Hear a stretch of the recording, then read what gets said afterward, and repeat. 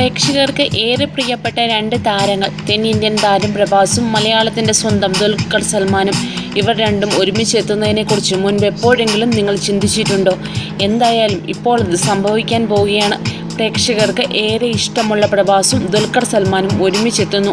എന്നാൽ ഇവർ രണ്ടുപേരെയും ഒരുമിപ്പിക്കുന്നത് സിനിമാക്കാരല്ല. അതിനാൽ തന്നെ സിനിമയിലൂടെയല്ല ഈ ഒത്തുചേരൽ. പരസ്യമേഖലയിൽ ഏറെ ഡിമാൻഡുള്ള താരമാണ് ദുൽഖർ സൽമാൻ. ഇതിനോടകം തന്നെ നിരവധി പരസ്യ ചിത്രങ്ങളിൽ താരം വേഷമിട്ടിട്ടുണ്ട്. എന്നാൽ പ്രഭാസിന് ഇതത്ര പഥ്യമായ കാര്യമല്ല. പ്രമുഖ കമ്പനികളുടെ ബ്രാൻഡ് അംബാസഡർ ആവാനുള്ള അവസരം നിരവധി തവണ പ്രഭാസിനെ തേടിയെത്തിയിരുന്നു. ഇതൊന്നും പ്രഭാസ് സ്വീകരിച്ചിരുന്നില്ല. എന്നാൽ ഇപ്പോൾ പ്രമുഖ ഫോൺ നിർമ്മാതാക്കളായ ജിയോണിയുടെ ഇന്ത്യൻ അംബാസഡർ ആവാൻ താരം സമ്മതിച്ചു. ദുൽഖർ സൽമാനാണ് ജിയോണിയുടെ കേരള അംബാസഡർ. ഇരുവരുടെയും ആരാധകർക്ക് ഏറെ സന്തോഷം പകരുന്ന കാര്യമാണിത്.